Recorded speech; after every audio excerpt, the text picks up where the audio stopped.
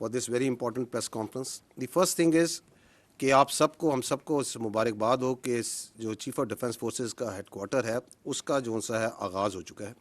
And why? Because it is the most important one of the most important step for the providing the requisite synergy and jointness for military operations. اس کے اوپر آپ لوگ media میں کافی بحث کر چکے ہیں اینڈ وی انڈرسٹینڈ کہ وارفیئر کا جو کریکٹر چینج ہوا ہے اس کے اندر جو ملٹی ڈومین آپریشنس ہیں.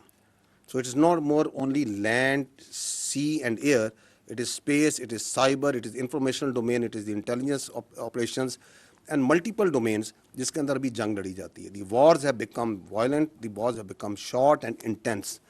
تو اس میں ایفیشنسی حاصل کرنے کے لیے، ایفیکیسی حاصل کرنے کے لیے اور اکانومی آف ایفرٹ حاصل کرنے کے لیے یہ جو چیف آف ڈیفنس فورسز کا ہیڈ کوارٹر ہے it was a long awaited essential requirement.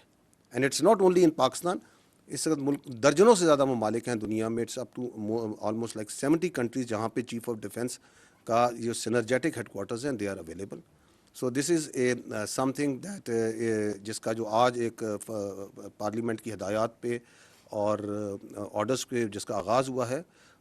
تو this is again a monumental and great day for the national security of Pakistan.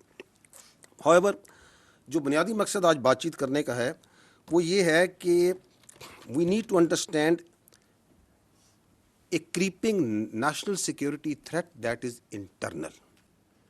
And that threat کا جو محور ہے، جو اس کا آپ کہہ سکتے ہیں جہاں سے ایمینیٹ ہوتی ہے، that is one delusional mind set and a delusional person جو کہ کیپٹیو ہے اپنی ذات کا، جس کے نزدیک اس کی ذات اور اس کی خواہشات ریاست پاکستان سے بڑھ کر ہیں.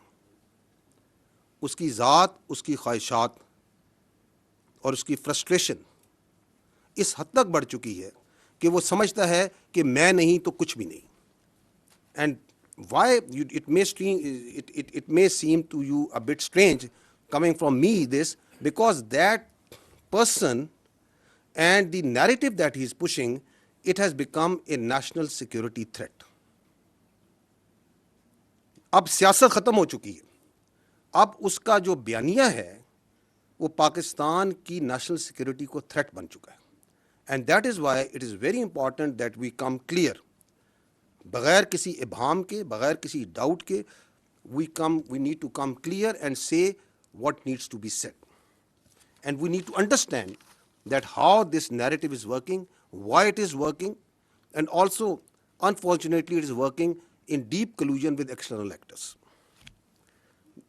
To understand that, first, I'll set the stage by repeating something that we have been repeating, the armed forces have been saying again and again, that we are the armed forces of Pakistan. We don't represent any ethnicity. ہم کسی علاقیت کو، کسی لسانیت کو، کسی مذہبی جھکاؤ کو اور کسی سیاسی سوچ کو یا مکتبہ فکر کو ریپرزینٹ نہیں کرتے. ہمیں پاکستان کے ہر علاقے کے، ہر مذہب کے، ہر مسلک کے، ہر زبان کے، ہر سیاسی سوچ کے لوگ موجود ہوتے ہیں. But we put that all aside once we wear this uniform. That is our pride, that is our honor. We strive, we die on daily basis, not for some zaban, some alaka, some siyasi soch. We strive and die on daily basis for the people of Pakistan, for the integrity of Pakistan. And that we say very clearly. And we also don't come from the elite of Pakistan.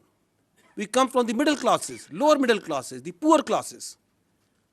We don't strive, we are not pursuing the agenda of ہم کسی political actor کا، کسی class کا، کسی ایلیٹزم کا agenda لے کے نہیں چلتے. This is your armed forces.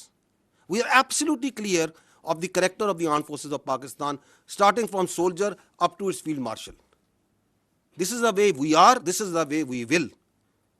اگر کوئی اپنی ذات کے لیے، اپنے ڈیلوژنل مائنڈ سیٹ کے لیے، اپنی نارسس سوچ کے لیے اس آرمڈ فورسز کو اور اس کی لیڈرشپ پہ اٹیک کرتا ہے، then we will also come bare knuckle. There should be no doubt on that. اور that's why we request again and again کہ آپ کی سیاست ہوگی. ہم رسپیکٹ کرتے ہیں تمام سیاسی پارٹیز کو, تمام سیاسی شخصیات کو, لیکن آپ اپنی سیاست کو برائے مہربانی پاکستان کی افواج سے دور رکھیں. ہمیں اس میں نہ گھسیٹیں.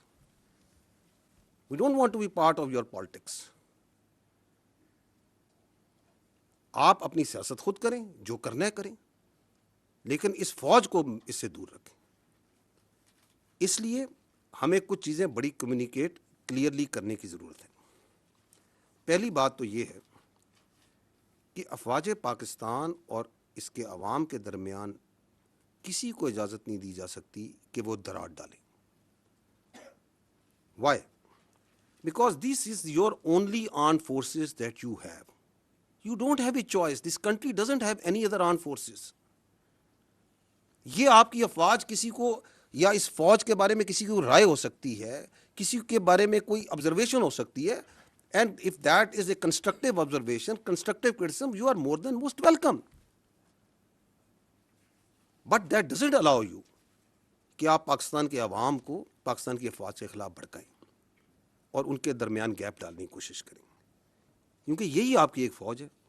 یہی فوج ہے جو کہ ہندوستان کی جو ہندتوا وہاں سوچ ہے, جو ان کی ہیجومینک ڈیزائنز ہیں, اس کے اور پاکستان کے عوام کے درمیان یہی فوج ہے جو ڈھال کے طور پہ کھڑی ہے.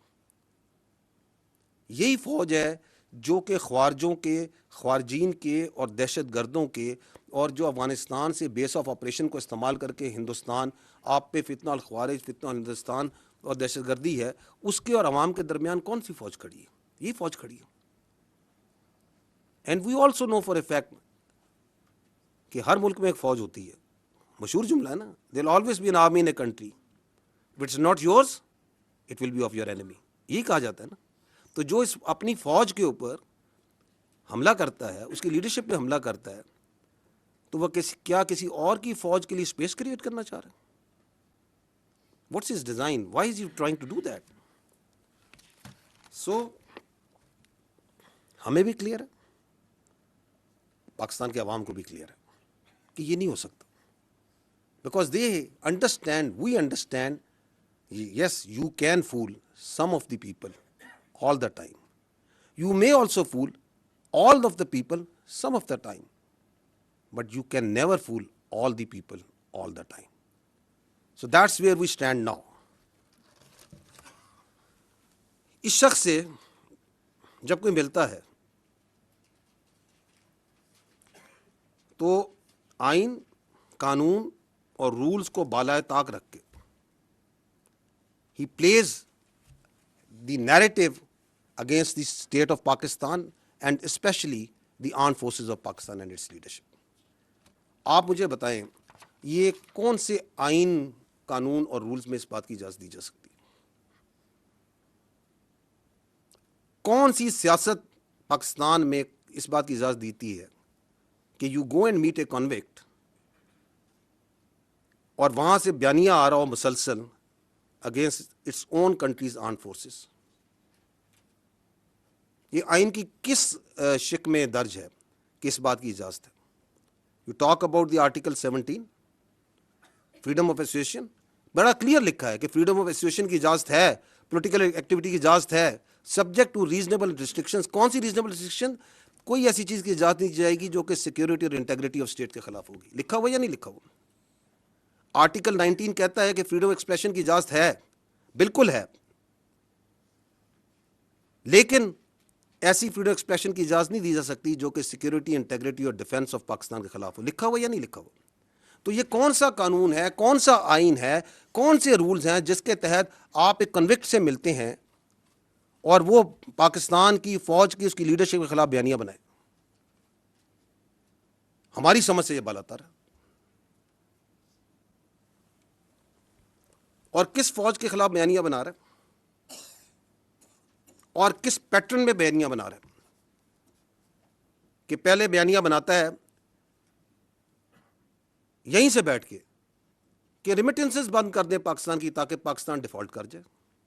آئی ایم ایف کو لیٹر لکھیں کہ پاکستان کے ساتھ کوئی معاہدہ نہ کریں تاکہ پاکستان ڈیفالٹ کر جائے, سول ڈس اوبیڈینس کریں, بجلی کے بل نہ دیں تاکہ پاکستان میں انتشار پھیلے.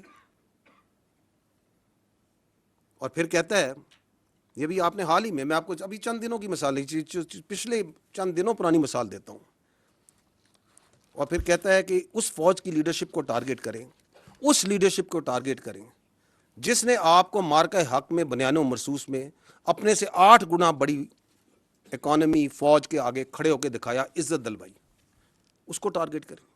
Who would like that? Will anyone in Pakistan will have that agenda? That agenda can only come from someone sitting in Delhi.